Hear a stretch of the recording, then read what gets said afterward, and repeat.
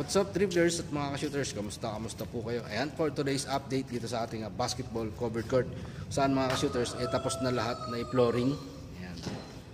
So na-flooringan ng lahat mga ka-shooters. Wala nang po-flooringan pa kasi tapos na nga siyang i-flooring mga ka-shooters. So ang inaantay natin dito mga ka-shooters yung pintura na lang. Yung pintura para dito sa 3 points. Pintura din sa free throw. At saka yan sa jumble area.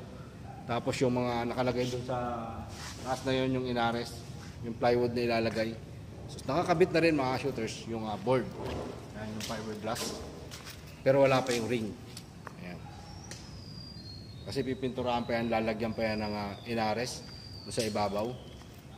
So ayan na lang. Dito sa kabila nakakabit na rin yung fiberglass.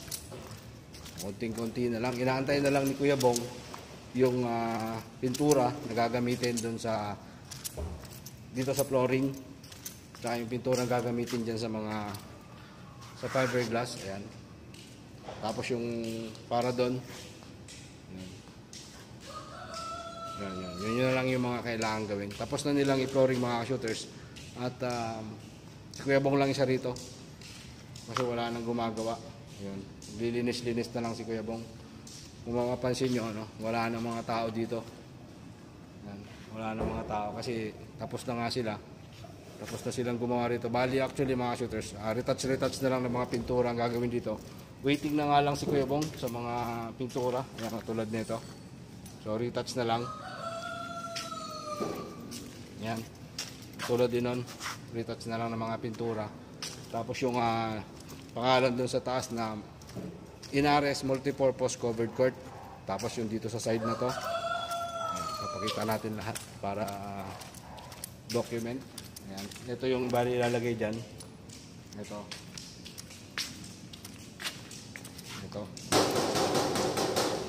Tapos doon ilalagay ang mga shooters dito. Dito siya ilalagay. Ayan. Masasabit siya dyan para yung ilalagay ang Governor Inares Multipurpose Covered Court sa Palmera 3-4. Parang gano'n yung ilalagay dyan. So antayin na lang natin. Inaantay natin mga shooters yung pintura. Dito maglalagay ng jump ball. Siyempre sa gitna. Tapos yung free throw, yung 3 points. Tapos yun lang. Tapos yung nando sa taas. Napinturahan na rin nila yung ayun. Tapos na rin lahat. Ayun. Ayun. Sa kabila tapos na rin. Sa kabila tapos na rin. Ayan, tapos na lahat yan mga shooters. Tapos na lahat nilang pinturahan. So retouch na lang din yan. Katulad doon medyo madungis pa. Lalagyan pa ng kulay puti. Katulad din doon sa kabila. Ayan, medyo madungis pa, hindi pa maayos. So ayan lang yung magandang update dito ngayon mga shooters, no? Waiting na lang sa pintura si Kuya Bong. Siya na lang mag-isa rito na nagbabantay. Wala na mga nagtatrabaho. So waiting na lang sa pintura si Kuya Bong para maayos na lahat, no? At ma-turnover na nila to syempre dito sa pamunuan ng Palmera 3-4 mga shooters. So ayan lang yung ating magiging update ngayon. Tapos na ang pag-flooring. So waiting na nga lang sa pintura mga shooters. So papasadahan natin yung buong basketball court na to ng magandang video mga shooters. Ayan yung ball.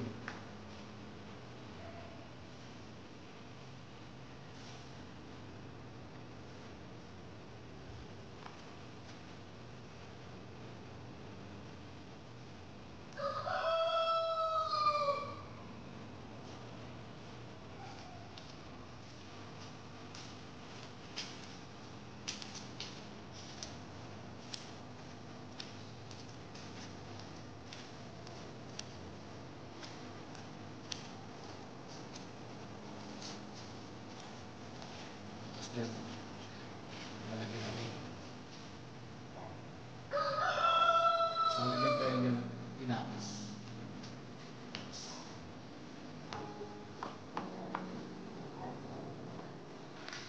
Sa natin po sorry.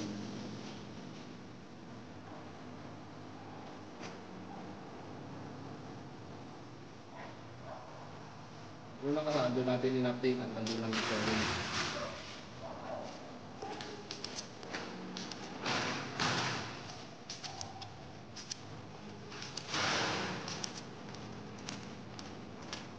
ito yung huling update natin sa flooring hanggang dito lang. Ngayon, tapos na yan.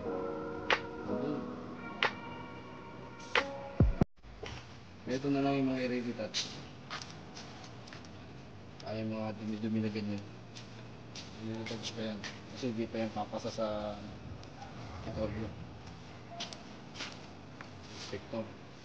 Lilinisin pa nila yung mga kalat-kalat nila dyan. Mga ibang baka. Scaffolding nila.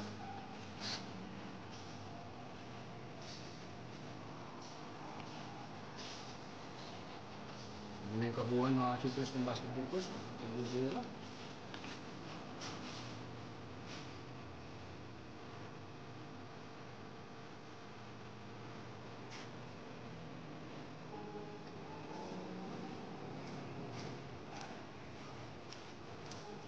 Scaffolding.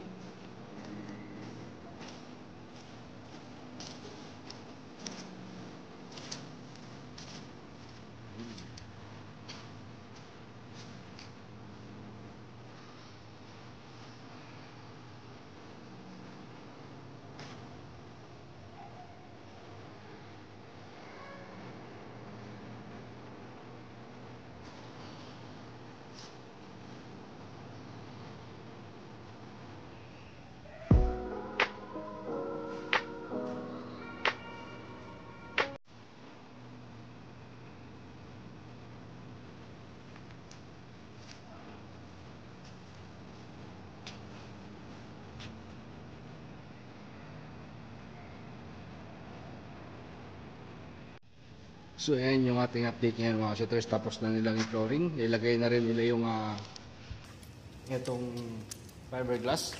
Although kulang pa yan ng mga tornilyo. Hindi pa kompleto yung mga tornilyo niya mga shooters. Ayan. So hindi pa kompleto yung mga tornilyo. Yan na lang naman Tsaka yung mga retouch ng pagpintura.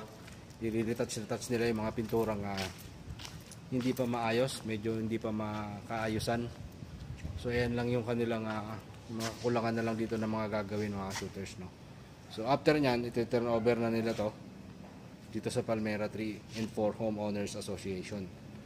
Siyempre may asosasyon tong aming subdivision. So iti-turn over na yan nila dito. And then yung ring na lang, hindi pa pala nilalagay kasi hindi pa na may ano pa kasi doon. Mayroon pang katulad ng sinabi ko kanina, mayroon pang inares na nakalagay doon sa taas. So kailangan pang letteringan. Yun na lang.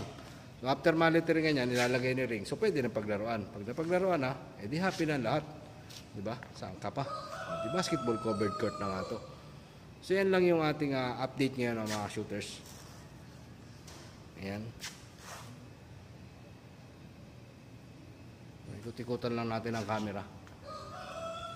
Medyo masaya lang tayo ngayon kasi ayan, tapos na nga. Samantalang marami pa silang sobra-sobra doon na ayun, mga yero. So bali konti na lang yung mga gamit nila dito na natira mga shooters. Yan na lang yung mga acetylene. Ayan. Tapos yung mga simento na 4 na sako. Ayun. Tapos yung acetylene na nandun. Yung mga scaffolding tsaka yung mga bahay ng linisin pa nila yung mga shooters syempre. Kailangan linisin nila lahat yan. Yun lang yung ating magiging update. Malinis na rin dito sa kapaligiran. Tinanggal na rin, pinatag na rin nila yung mga lupa-lupa dito. Ayan. Ayan doon, pati doon. Napatag na rin nila. Ayan. Okay na lahat. Kompleto na yung flooring. Samantalang may mga konti pang i-retouch na pintura dito mga shooters sa bubong. Ayan o. Ayan. Mapansin nyo dyan. Asan ba yun? Ito. Ayan. Meron pang hindi napipintura ang konti. Konting-konti na lang naman yung mga hindi pa nila natatapos na pinturahan. No? Ayan. So ayan na lang yung magiging update natin ngayon. Nais ko lang magpasalamat syempre. Total patapos na to. No? Patapos na tong project na to. Gusto ko lang sabihin na kung di dahil kay Kapitan Alan De Leon na siya nag-push para madala to sa Kapitolyo. Maraming salamat sa iyo, Idol, future Mayor, paring Alan De Leon. Maraming salamat. Kasi actually sinukuan na to, no? Sinukuan na to. Pero talagang pinush niya kami na sabi niya, sige, ganito, ganyan. Basta susunod na mga vlog, ipapaliwanag ko kung bakit. Maraming salamat sa iyo, Kap Alan De Leon, future mayor ng Taytay. Maraming salamat sa iyong pag-push at pagtulong sa amin na madala itong project na to sa Kapitolyo. Siyempre maraming salamat din sa aming butihing gobernador, Governor Nini Inares, at nabigay na sa katuparan na yung pangarap ng karamihan dito sa Palmera 3-4 na magkaroon na ng basketball covered court dito. Ayan o, patapos na. Konting-konting panahon na lang, pwede na natin paglaruan yan. Pwede na magkakaroon ng sigawan, pasa dito, pasa doon, etc. etc. So konting-konting panahon na lang at mapaglalaroan na natin to. Kaya siya shoutout natin, Toto Putian, shoutout, Michael De Jesus, bare, tapos na. Konting-konting panahon na lang, ring na lang, tsaka mga pinto-pinturang ko lang, tapos na yung flooring, tapos na lahat. So bali, yun na nga lang, kung ano yung mga sinabi ko kanina na una, yun na lang yung mga kulang mga shooters. So yan lang yung ating magiging update. Maraming salamat sa iyong panonood. Kaya kung bago ka pa lang at napadaan ka lang sa aking YouTube channel, please hit like, share, comment down below, and don't forget to subscribe and hit the notifications bell button para lagi kang updated sa aking mga video. Maraming salamat. Ingat and God bless. Maraming salamat, Team Pangat, Premier Supporters. Mabuhay po.